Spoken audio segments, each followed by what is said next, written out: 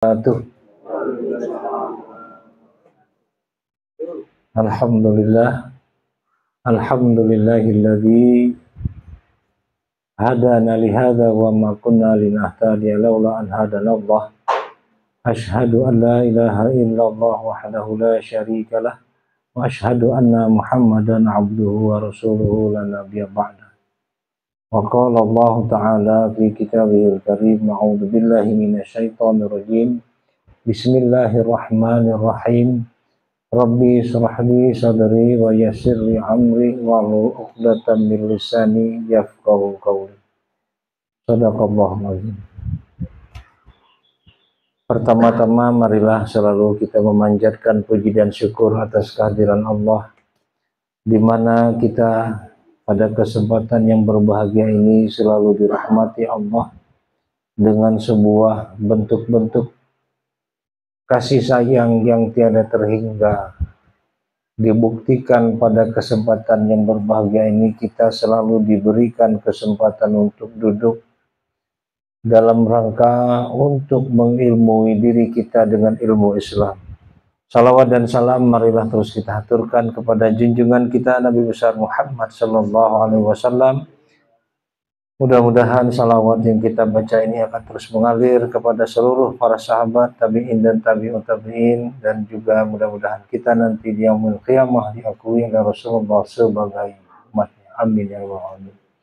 Baiklah, tapi sebelumnya saya sekali lagi ingin menegaskan kepada kita semua, tidak henti-hentinya dan tidak bosan-bosannya, bahwa kegiatan kita pada kesempatan yang berbahagia ini adalah bentuknya adalah sebuah kegiatan majelis taklim. Majelis taklim ini adalah sebuah wadah tempat kita untuk menuntut ilmu. Beda dengan majelis ceramah atau kajian-kajian lainnya. Jadi yang jelas sekali lagi kita bukan sedang mendengarkan ceramah. Sama atau tidaknya nanti dia menjadi sesuatu yang kita terima tergantung nanti bagaimana kita merasakannya. Tentu kita perlu dengan secara seksama untuk mentafakuri atau merenungkannya. Ya. Baik, di minggu yang telah lalu kita kemarin membahas tentang apa? Ini sebagai bukti bahwa kita mempelajari sesuatu tadi punya kurikulum. Kalau kata anak-anak kuliah, namanya bahasa mereka menyebutnya ada silabusnya katanya. Ada urutan-urutannya, ada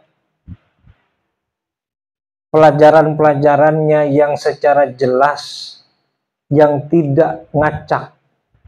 Jadi mempelajarinya 1, 2, 3, 4 macam kita belajar sekolah itulah. Tidak mungkin pelajaran anak-anak SD dipelajari oleh anak-anak SMA, begitu kira-kira. Ya, jadi kita memang betul-betul benar-benar berkesinambungan. Nah, di minggu yang telah lalu kita belajar tentang apa? Apa? Coba, mic-nya ada satu lagi mic. Bisa kedengaran? Nggak kedengar? Oh, tolabul ilmi. Ya. Ya, tolabul ilmi artinya menuntut ilmu. Berarti kita mesti jadi penuntut ilmu. Untuk menjadi penuntut ilmu, apa yang mesti kita ketahui? Syarat menuntut ilmu, itu yang saya maksudkan.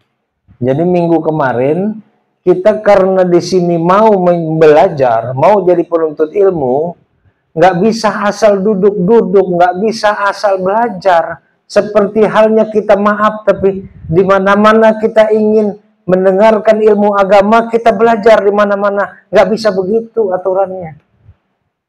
Jangankan untuk menuntut ilmu akhirat yang begitu besar manfaatnya, kita belajar ilmu dunia saja, sesekolah umpamanya kita pelajari, Kita nggak bisa asal duduk di sekolah-sekolah sembarangan. Semuanya ada aturan-aturannya. Kita tidak diperbolehkan kalau secara ilmu dunia umpamanya. Tapi karena ini ilmu akhirat, nggak mungkin ada istilah boleh nggak boleh ya. Cuman kita mesti paham, mesti memahami. Jadi kalau kita mau duduk sebagai seorang penuntut ilmu yang bertujuan untuk mencari ilmu, kita mesti tahu syarat belajar. Ini kok jadinya sepertinya Ustadz kok repot sekali sih mesti tahu gini-gini. Memang kalau kita mau tahu sesuatu yang sesuai dengan aturan. Bikin KTP sesuai aturan umpamanya. Mau bikin masakan yang enak, nyaman sesuai dengan aturan. Mau berkendaraan sesuai aturan. Memang repot.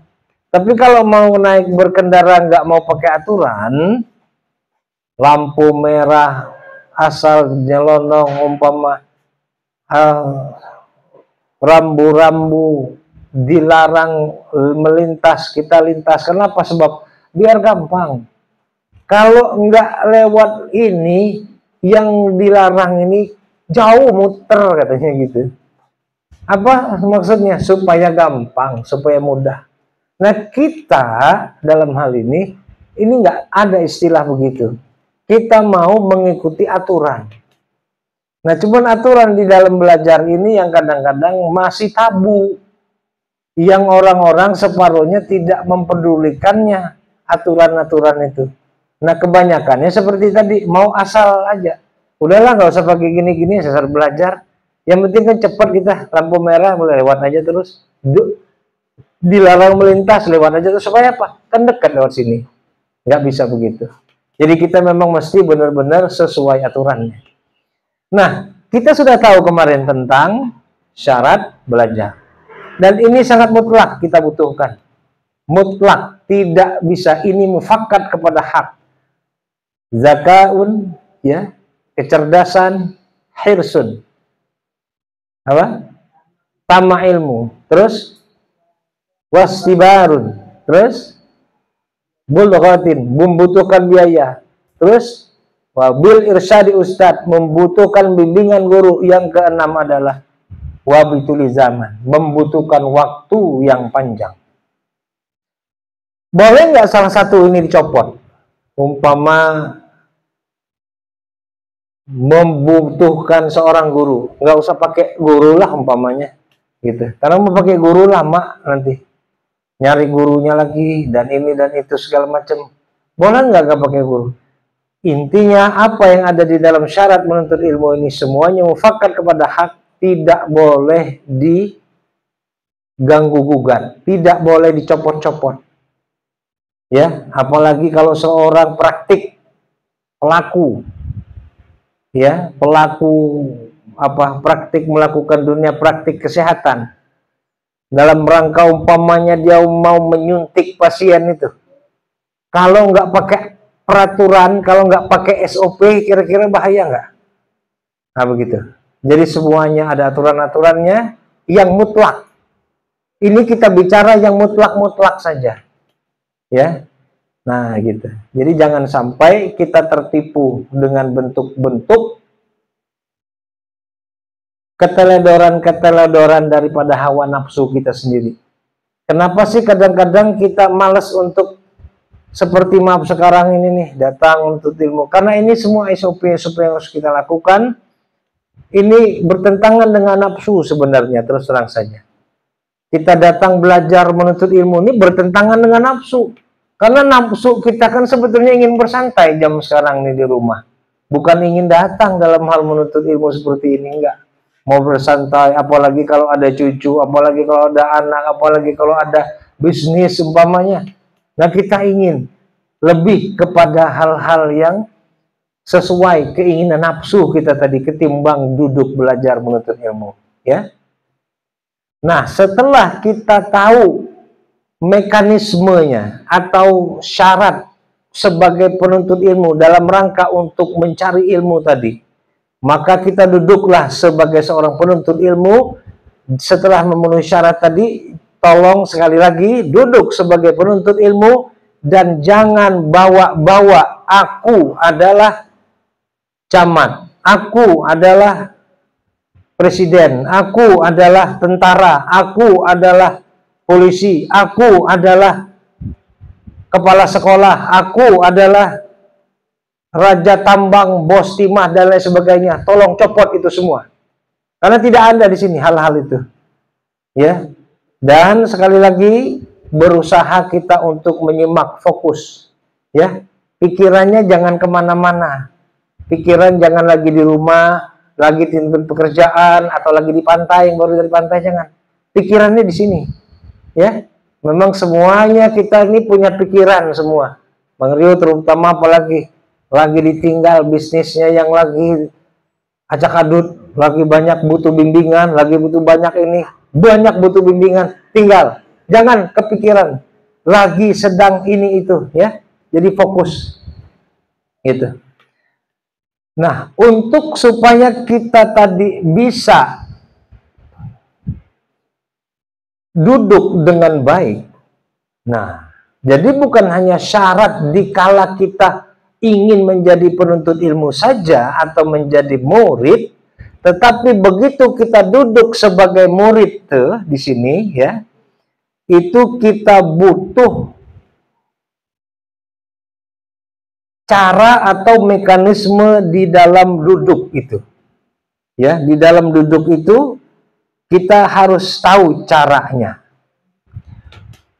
Nah, disebutlah cara ini, cara duduk ini, disebutlah dalam bahasa ilmu, bahasa kitab, bahasa agama lah kayak gitu kira-kira, bahwa duduk di dalam menuntut ilmu itu disebut ada adab di dalam menuntut ilmu.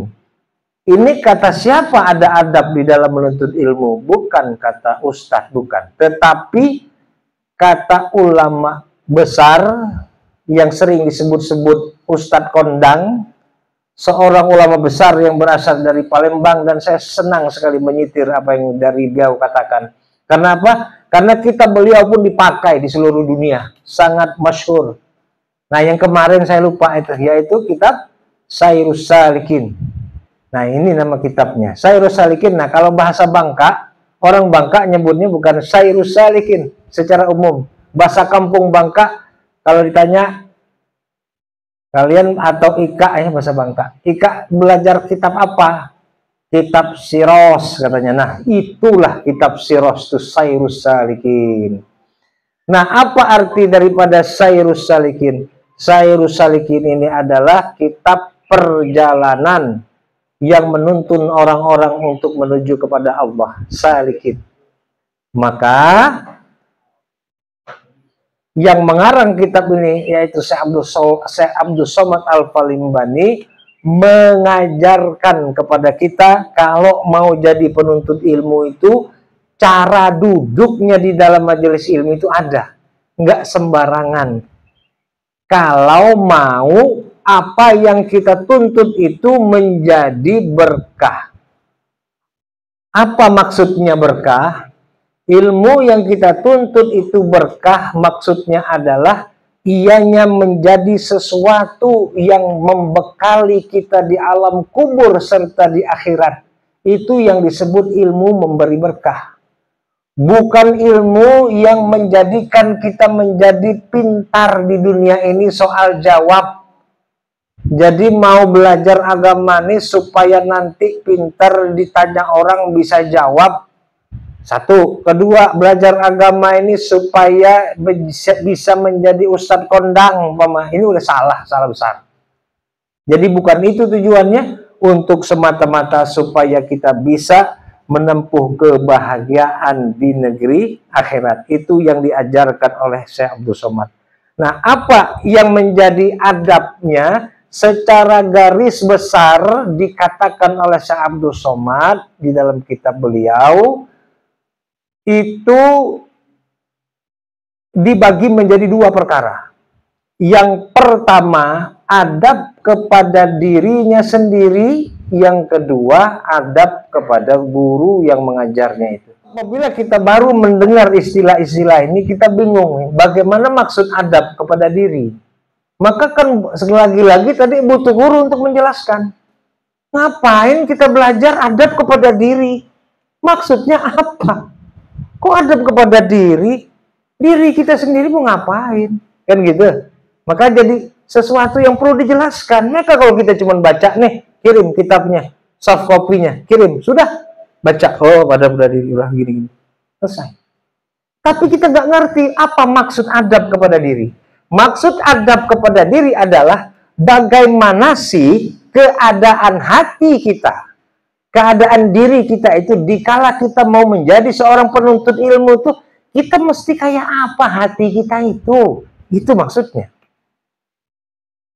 Karena kalau seandainya kita tidak punya hati atau keadaan batin yang sesuai seperti apa yang tertera, yang diajarkan di dalam kitab ini, maka kita sebenarnya tidak bisa belajar dan tidak bisa menjadi penuntut ilmu. Jadi jangan heran kenapa orang sudah belajar ke guru ini, majelis ini, supaya menjadi adab kepada diri ini, maka kita tidak akan bisa merubah akhlak.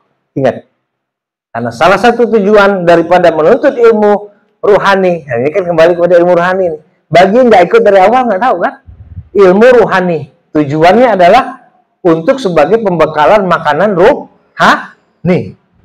Jadi kalau kita nggak ikut dari awal nggak tahu. Nah, maka bagaimana rohani kita, kebatiniah kita dikala kita mau belajar. Nah, akhlak ini adalah sebagai tujuan kita menuntut ilmu ini untuk merubah akhlak. Dari mana sambungannya, sanadnya menuntut ilmu ini untuk merubah akhlak? Ilmu dari mana sih asalnya? Dari Rasulullah. Rasulullah diutus oleh Allah untuk merubah akhlak. Nah, udah ketemu kan? Rasul diutus oleh Allah untuk merubah akhlak. Nah, maka apa yang udah kan Rasulullah nggak ada lagi sekarang. Berarti kita nggak bisa berubah dong akhlak. Tidak. Rasul tidak ada lagi, tetapi Rasul mewariskan ilmu. Dan ilmu ini dititipkan di dada orang-orang yang diberikan Allah amanah. Jadi nggak bisa. Maka akhlak manusia-manusia nggak berubah itu karena dia tidak dititipkan ke dada orang-orang yang diberikan amanah dan kepercayaan oleh Allah. Gitu. Maka tadi itu dikala kita belajar berjumpa dengan guru ini, mau berobat, mau apa, nggak bisa berubah, nggak ada efeknya. Kenapa? Mereka tidak diberikan amanah sebenarnya. Ya, jadi belum tentu orang-orang yang terkenal itu ciri orang-orang diberi amanah, belum tentu. Ya, jadi seorang guru yang hak, seorang guru yang disebut mursyid wabil irsyadi ustad, butuh bimbingan seorang guru yang dalam istilah orang-orang thariqah disebut mursyid, itu tidak mesti dia seorang ahli pembaca kitab, bisa bahasa Arabnya macam bahasa Bangka, enggak begitu. Tidak mesti begitu. Tergantung orang yang sudah diberi amanah itu adalah orang-orang yang khusus biasanya. Ya, orang-orang khusus, dan mudah-mudahan kita dimudahkan Allah untuk menjumpainya. Yang pertama, bagaimana keadaan hati. Jadi saya langsung kepada terjemah faktual ke dalam diri kita saja ya. Jadi saya nggak pakai bahasa kitab lagi, biar mudah memahaminya. Jadi bagaimana keadaan hati masing-masing kita yang mau menuntut ilmu? Satu, bermula adab yang pertama adalah mensucikan hati daripada sifat kejahatan. Artinya orang-orang yang mau duduk di dalam majelis ilmu itu hatinya mesti suci, bersih. Nggak boleh ada gondok kepada satu sama lain. Istri kepada anak, anak kepada bapak, bapak kepada menantu, menantu kepada... Nggak boleh. Tidak boleh ada perasaan gondok, kecewa di dalam hatinya. Mesti bersih. Itu maksudnya, mesti mensucikan hati. Apa dia? Daripada segala perangai seperkejalan seperti riya, ujub, takabur, hasad, dan lain, dan serta membaikkan hati dengan sifat kepujian seperti ikhlas, benar, zuhud, waro, tawadu, dan seperti sifat kepujian lainnya. Nah, artinya di sini sekali lagi didetailkan, dijelaskan lagi hati yang mesti bersih tadi. Contohnya umpama seperti ke jalan riya. Riya ini kita mesti mengerti maksud riya ini apa. Riya ini adalah kalau bahasa umumnya pamer, itu riya. Nah, pamer ini artinya kita beramal tadi yaitu riya, pamer gitu. Nah, maksud riya pamer ini adalah yang dia bisa membahayakan hati kita tadi. Contoh seperti kita sekarang mau belajar menuntut ilmu, kita pamer. Nah, gitu. Pamernya kepada siapa? Umpama kalau kita punya tetangga gitu, pamer. Wah, di sini kita punya kegiatan agama. Kita nih berkumpul dengan orang-orang alim semua. Nah, kita pamer. Gitu, supaya kita terkesan menjadi orang saleh. Begitu juga pamer seorang istri supaya dilihat suaminya, wah ini kegiatanku taklim, ada tuh di share-nya, di fotonya lagi sama ustadz, nih lihat aku sama ustadz. Jadi dituju ini riya, nggak boleh. Padahal dia sedang menuntut ilmu, ini seorang istrinya nih sedang menuntut ilmu. Nah, karena riya tadi, dia pemahaman riya ini supaya jangan sampai salah tadi. Jadi riya yang dimaksudkan sekali lagi bukan riya pamer, maaf misalnya kita lagi punya rezeki beli mobil baru, umpamanya kita beli mobil baru, beli rumah baru gitu. Nah, kita jalan-jalan pakai mobil baru pamer gitu ke orang-orang. Itu bukan riya namanya. Sekalipun kita pamer ke mereka, itu bukan riya. Jadi istilah di dalam agama ini tidak ada hubungannya dengan dunia. Jadi kalau hanya pamer, orang punya harta, mereka mau pamer, ya itu urusan dia. Tapi yang dimaksudkan dengan ayat surat Al-Ma'un riya itu, yura'un itu adalah orang-orang yang melakukan sebuah amaliyah tertentu di dalam agama itu, yang niatnya itu tertuju pamer kepada makhluk, nah bukan kepada Allah, itu riya. Contoh tadi, begitu kita mengadakan majelis taklim ini tadi, supaya dilihat tetangga kita ini kita orang alim, nah, ini riya. Lalu tujuan kita bermajelis ilmu ini supaya kita untuk menempuh kebahagiaan di negeri akhirat, bukan untuk dipamerkan ke orang-orang. Begitu juga kita sebagai menantu minta dilihat mertua sebagai terkesan orang alim. Bukan begitu tujuan kita menuntut ilmu. Jadi awas, riya ini berbahaya. Jadi bisa menjadi bosi malakama nanti. Jadi bisa nanti kita yang tadinya mau mendapat kebahagiaan akhirat, maaf, bisa terbalik. Jadi maka begitulah kenapa ya saya ini sudah belajar menuntut ilmu, berguru juga, tapi kok apa yang saya nasihati anak, nasihati istri, kok enggak menjadi sesuatu ke mereka. Maka malah mereka menjadi makin kayak jadi setan nih saya nasihatin. Ini tanda-tanda bahwa tuh tadi ada kesalahan di dalam diri kita itu dikala kita menuntut ilmu. Ya bukan salah gurunya, kita nggak ngerti adab menuntut ilmu ini tadi. Kita main selonong boy aja kita mau belajar tuh. Nah, jadi apa yang disebut adab belajar ini sekali lagi bukan saya mengarang, tetapi inilah yang ditulis oleh Syekh Abdul Somad Al-Falimbani sekian ratus tahun yang lalu. Bukan pas sekali kita mau belajar nih ulama ini nyusun ngetik tadi malam tik. Wah, ini buat bahan adab pada sore hari ini. Enggak. Sekian ratus tahun yang lalu Syekh Abdul Somad ini makamnya dia dimakamkan di Thailand kalau tidak salah. Dia di Thailand itu dia dibuang. Akibat terlalu memperjuangkan agama ini, dianggap oleh kolonial Belanda sebagai ancaman, dibuang. Nah, makam sampai di negeri Thailand. Ya itu artinya jangan sampai kita duduk ingin menuntut ilmu tadi karena riya tadi. Terus ujub yang kedua, yang selanjutnya riya, ujub, takabur.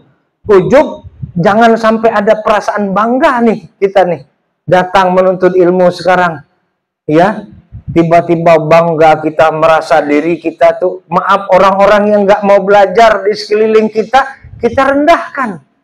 Nggak boleh.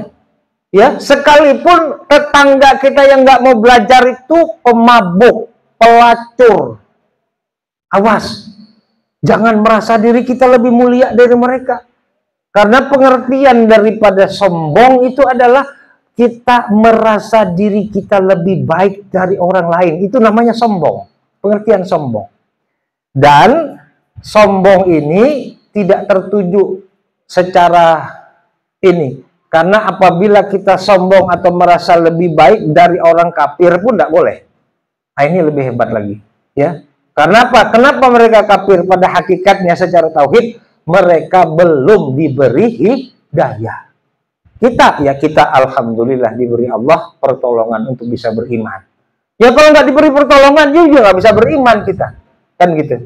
Nah maka jangan kita merasa bangga. Jadi ada perasaan bangga di dalam diri kita dikala kita mau menuntut ilmu, kita nggak akan bisa duduk menuntut ilmu di sini, nggak akan pernah bisa duduk sebagai penuntut ilmu. Yang selanjutnya adalah takabur, apalagi takabur ya. Jadi jangan sampai di dalam hati kita ada perasaan takabur, hasad dan lainnya, dan mesti diganti dengan sifat kepujian seperti ikhlas, benar, zuhud, wara', tawadu, dan sifat kepujian lainnya. Jadi mesti ikhlas. Jadi ikhlas itu bukan ikhlas yang lain-lain, tapi hanyalah semata-mata ikhlas karena Allah. Jadi tujuan sekali lagi, bukan tujuan, adab kita di dalam menuntut ilmu kepada diri, maksudnya itulah yang disebut dengan hati kita mesti suci tadi, mesti bersih daripada sifat-sifat kejahatan, ya. Terus yang kedua, nah karena adab kepada diri ini atau keadaan hati kita mau menuntut ilmu ini ada 7 perkara. Ini adab kepada diri, yaitu baru yang pertama. Yang kedua adalah bahwa mengosongkan hati daripada mazakul dunia dan menjauhkan mazakul dengan anak dan istri, suami, dan daripada jual beli, dan daripada yang membimbangkan hati akan hatinya supaya selesai hatinya bagi menuntut ilmu. Nah, jadi apabila kita mau menuntut ilmu, keadaan hati kita itu mesti kosong dari urusan-urusan ini tadi. Urusan anak dan istri, umpamanya istri mau ngajak belanja, jalan-jalan sore, JJS, dan lain sebagainya. Ini kan waktu buat jalan-jalan, Bang, bukan buat abang belajar gitu. Jadi mesti dipisahkan. Kalau kita masih berat untuk memfasilitasi menjalan-jalani anak istri, ya nggak akan bisa. Otomatis lagi belajar kepikiran, waduh istri saya lagi jalan-jalan, umpamanya nggak bisa. Ya, sekali lagi mesti dikosongkan. Nah, apalagi satu masa dunia seperti urusan jual beli. Nah, kita punya urusan dagang dan segala macam, mesti juga dikesampingkan terlebih dahulu. Jangan lagi duduk di sini mikir usaha nasi goreng, nasi uduk, nasi liwet kita yang lagi di luar, kepikiran terus ada nggak yang beli, ada nggak yang jaga, bagus nggak mereka melayani, dan lain sebagainya. Nah ini tidak boleh terjadi kalau kita mau menjadi penuntut ilmu. Kenapa ini menjadi sesuatu yang sangat-sangat kita prioritaskan atau yang menjadi sesuatu yang menjadi perhitungan bagi kita? Sekali lagi, kita mau menuntut ilmu itu sesuai dengan aturan. Seperti kata kawan-kawan kita yang ingin beragama itu, awas apabila kita beragama mesti sesuai dengan Al-Quran dan hadis. Maksudnya apa sih sesuai Al-Quran dan hadis? Maksudnya sesuai dengan aturan-aturan yang berlaku. Nah, Sebelum kita ingin mengamalkan agama, otomatis kan kita mesti belajar. Nah, belajar ini kita harus tahu adab-adab di dalam belajar. Ya, itu yang keberapa tadi? Kedua. Yang ketiga adalah hendaknya orang yang belajar ilmu itu, ini kata Syaikhul Somad, merendahkan dirinya dan membesarkan akan dia, dan jangan membesarkan diri dan menghinakan akan dia. Nah, jadi maksudnya orang yang belajar itu, dirinya itu, hatinya itu, tidak boleh dia mengecilkan dia itu ilmu yang bakal dia pelajari. Nggak boleh. Contoh sekarang, kita kan lagi belajar adab, belajar menuntut ilmu. Oh, masa saya udah tua-tua begini, Ustaz, diajar adab menuntut ilmu, macam anak TK. Macam anak SD, macam anak baru akil balik 12 tahun mau belajar, diajar tentang adab dan diajar tentang syarat menuntut ilmu. Wah, kalau beginilah adanya, ini disebut kita mengecilkan. Ya, jadi kita mengecilkan sesuatu ilmu. Kenapa sampai guru menyampaikan ini? Karena saya mengerti bahwa selama ini kita belajar menuntut ilmu, terkadang kita nggak tahu aturan-aturan atau adab-adab ini. Hati kita tuh dikala disampaikan oleh seorang guru bermacam-macam berkata-kata. Jadi keadaan hati kita kadang-kadang macam-macam. Ada yang mikir lagi di pasar, ada yang mikir lagi mau ke Jakarta, ada yang mau ke Bandung, lah segala macam. Nggak boleh begitu ya. Nah, ini yang tanpa kita sadari, kita nggak bisa belajar menuntut ilmu itu ya. Nah, maka tidak boleh kita merendahkannya dan jangan membesarkan diri dan menghinakan akan dia akan suatu ilmu yang didatangkan oleh gurunya itu. Nah, itu maksudnya. Yang disampaikan guru tidak boleh kita rendahkan. Yakni, nah ini sampai detail benar apa yang dikatakan Syaikhul Somad ini, sepertinya beliau sekian ratus tahun yang lalu tuh seakan-akan beliau masih hidup di tengah-tengah kita sekarang. Seakan beliau itu tahu apa sih sebenarnya yang menjadi masalah kita sekarang. Apa beliau katakan? Bahwa yakni jangan mengata di dalam hatinya ilmu itu kecil, dan jangan menyangkali akan gurunya, dan jangan memerintahkan akan gurunya itu kepada suatu ilmu yang hendak dibacanya, dan serahkan kehendak itu kepada gurunya itu dan seharusnya. Nah, apa maksudnya tidak boleh memerintahkan guru akan apa yang diajarkan? Contoh, ini yang sering terjadi baik di masjid-masjid kita belajar. Kita orang-orang masjid yang mau jadi murid, yang mau belajar, kita nggak yang request kepada guru mau belajar. Coba, kita apa guru yang ngasih? Kita kebanyakan. Nah, kalau sudah demikian, sudah nggak dapat adab kepada diri ini. Kata Syaikhul Somad, kamu tidak akan berkah mendapatkan ilmunya. Capek-capek kamu belajar, nggak akan bisa mendapat manfaat kepada anak keturunanmu. Ini jangan heran. Ini seorang ulama besar yang dipakai oleh seluruh mazhab. Syaikhul Somad ini, kitab Syairus Salikin, seluruh dunia memakainya. Jadi kitab adab beliau ini sangat masyhur. Ya, umpama ya yang sering nih, apabila nih masjid kita mau belajar kitab fikih umpamanya, kitabnya pun ditentukan pula. Oh, kamu mau belajar kitab ini umpamanya dari kitab fikihnya, atau mau masjid kita mau mengkaji kitab apa, Bulughul Maram misalnya. Oh, udah itu yang dibahas. Nah, di sini yang sebenarnya adalah kalau yang disebut guru ya, yang mengajar itu, guru yang mengajar ini dia mengerti apa kebutuhan atau kekosongan murid. Nah, maka ini yang disebut guru yang sejati, yang sebenarnya yang mau membimbing murid, bukan guru didikte murid. Ini sudah terbalik. Tapi memang sering mungkin orang-orang zaman sekarang tuh berceloteh mungkin ya, bukan pepatah, tapi bukan lagi sekarang nih ulet nyari daun, tetapi apa? Daun nyari ulet, terbalik nggak? Benar ya begitu. Nah, itu zaman sekarang memang begitu, ya. Jadi memang sudah nggak aneh lagi, guru itu sekarang diperintah-perintah untuk mengajar. Bila itu merupakan hilanglah keberkahan kita menuntut ilmu. Dan seharusnya bagi seorang murid itu menggali. Bagaimana cara dia menggali ilmu kepada gurunya itu? Atas berkhidmat akan gurunya supaya berkat daripada gurunya itu karena para sahabat. Dan para ulama sebagian besar mereka berkhidmat kepada gurunya itu. Apa maksudnya? Jadi kalau kita di dalam menuntut ilmu tadi, boro-boro kita mau mendikte guru, tetapi malah justru kita harus banyak melakukan menggali ilmu kepada guru tadi dengan cara ini diajarkan begitu sangat-sangat detail sekali para ulama menjelaskan kepada kita supaya kita sukses menjadi penuntut ilmu ini. Bagaimana katanya tadi? Maka menggali ilmu dengan berkhidmat. Berkhidmat itu kalau bahasa orang pesantren salaf itu berkhadam namanya. Berkhadam itu bagaimana maksud berkhadam? Khadam itu pelayan. Jadi pekerjaannya melayani gurunya tadi. Umpama kalau guru pulang dari sendalnya disiapkan gitu. Nah kalau guru mau belajar, mau mengadakan majelis, airnya disiapkan gitu.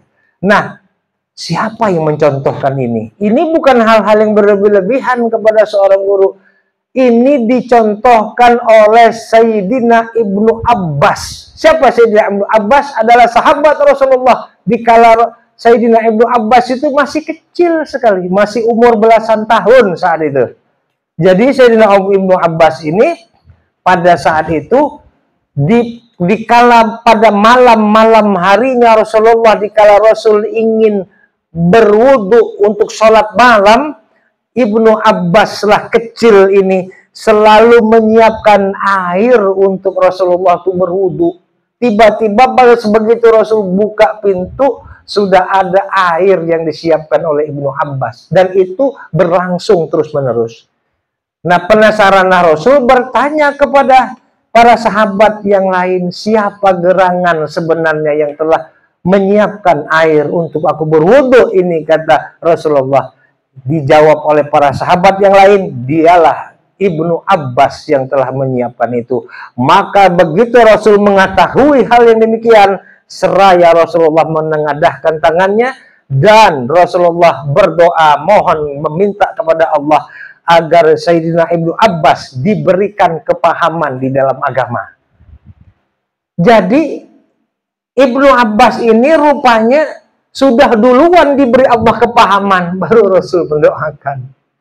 Nah, doa Rasul ini terjadi berefek setelah Ibnu Abbas dewasa. Jadi, bagaimana orang yang disebut paham dengan agama itu bukan dia ahli kaji, ahli debat, ahli tanya jawab, bukan.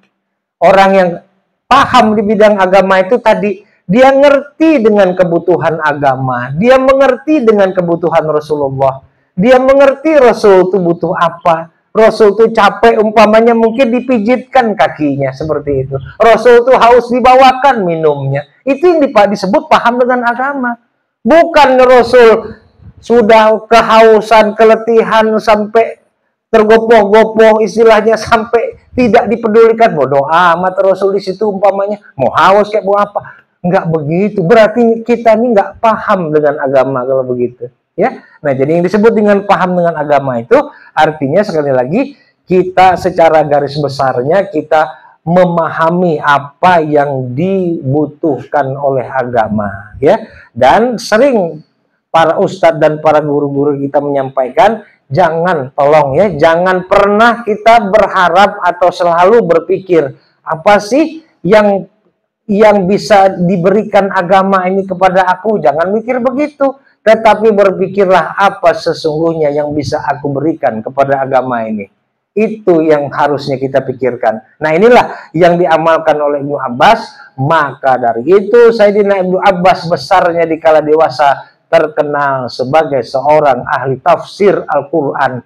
Dan tafsir Al-Qurannya Ibnu Abbas ini sangat-sangat menjadi rujukan bagi ahli-ahli tafsir di seluruh dunia.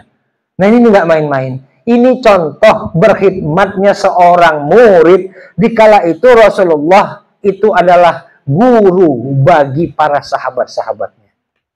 Nah begitu juga sampai Rasulullah menitipkan pesan kepada orang-orang, kepada guru-guru yang diberikan amanah-amanah untuk menyampaikan ilmu, dan apa yang menjadi penyampaian ilmu yang saya sampaikan ini adalah murni ilmu yang disampaikan oleh para guru dan para ulama kita. Saya tak pernah menambah-nambahkan apa yang ada di kitab ini karena saya adalah dhaif, saya adalah al-fakir, tidak paham akan banyak ilmu, cuman hanya mengutip dan menyambung amanah, ya.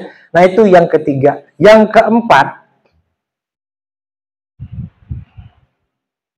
memelihara akan dia daripada mendengarkan ilmu yang kebanyakan ulama bersalahan. Bersalahan para ulama itu apa maksudnya? Di dalamnya, karena yang demikian itu akan membingungkan dan tiada menghasilkan faedah ilmu. Lagipun yang demikian itu akan membawa was-was di hati, tiada dapat suatu yang dipegang. Nah, jadi maksudnya memelihara akan dia daripada mendengarkan ilmu kebanyakan para ulama bersalahan itu maksudnya gini. Kita dikala sudah ingin belajar umpama di sini menuntut ilmu, banyak dengar pendapat-pendapat kiri kanan, sudahlah kamu pokoknya nggak perlu terlalu pusing belajar, mesti pakai syarat, mesti pakai adab, mesti pakai ini, repot bener kamu belajar. Nah ini nggak boleh kayak begitu. Ya, jadi kalau kita ingin berkah menuntut ilmu tadi mesti bersanad. Ilmu bersanad itu ya ini, apa yang diajarkan para ulama terdahulu ya kita pelajari. Jangan kita selonong selonong sendiri. Mau belajar agama atau jalan pintas terus kita pakai yang penting cepat paham, nggak dapat berkah, intinya gitu saja. Dapat ilmu yang kita pelajari itu hanya sebagai ilmu pengetahuan yang digunakan, yang kita gunakan hanya sebagai ilmu yang nantinya untuk memintari diri kita di dalam soal jawab. Ditanya orang ini bisa, ditanya orang ini bisa, cuman itu aja. Tapi manfaat kepada dirinya dan anak-anak serta keluarganya tidak ada. Nah, itu yang keempat. Jadi jangan banyak mendengarkan ilmu-ilmu yang lain yang kurang, yang bersalahan. Artinya para ulama di dalamnya itu melarang. Misal satu lagi apa yang melarang tuh? Ini kita belum belajar ilmu yang fardu misalnya. Karena ilmu ini kayak amal juga, amal yang fardu umpamanya. Apa? Sholat 5 waktu. Nah, ilmu yang fardu juga ada, yaitu ilmu fardu ain namanya. Nah, kita para guru yang hak ini sudah dilarang oleh para ulama yang hak tadi untuk mendengarkan ilmu yang bersalahan. Itu artinya ilmu yang fardu aja kita belum dapat, gitu maksudnya. Ilmu yang wajib aja belum dapat. Sholat wajib aja belum selesai. Sudah sholat sunat, sudah sholat ini, itu, dan segala macam. Sholat wajib dulu, gitu kira-kira. Nah, begitu juga belajar menuntut ilmu. Belajar menuntut ilmu yang wajib dulu, kira-kira begitu. Baru yang sunat, baru mau bertoreko segala macam. Nah, toreko juga termasuk wajib karena apa? Karena di situ ada kaidah tentang untuk memperbaiki akhlak juga dengan tujuan berzikir tadi. Maka ada aturannya, ada urutannya. Nggak bisa kita langsung. Nah, seperti ini juga menyalahi. Baru tahu tentang agama sehari, mas langsung bertorekoh. Nggak bisa. Orang bertorekoh itu mesti banyak diam dari bicara.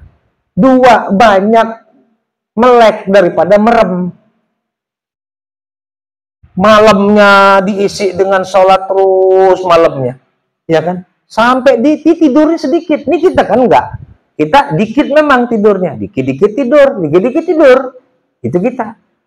Kedua, banyakkan lapar daripada kenyang.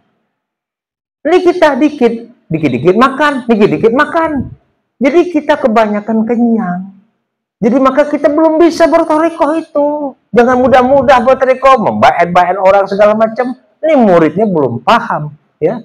Nah, jadi mekanisme ataupun cara ataupun adab di dalam kita menuntut ilmu tadi ada caranya, namun waktu yang sangat terbatas, ya. Karena waktunya kita cuma 1 jam. Jadi dari jam 4 lebih sedikit tadi, ya jam 5 lebih sedikit. Karena kelamaan nanti panas kuping. Saya lihat udah pada merah-merah semua kupingnya. dengar ada belajar.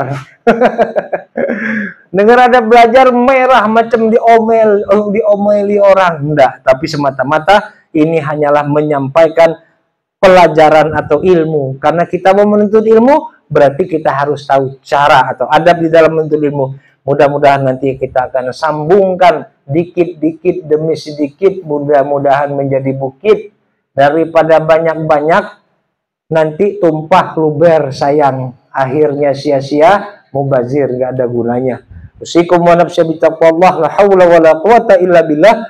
Assalamualaikum warahmatullahi wabarakatuh.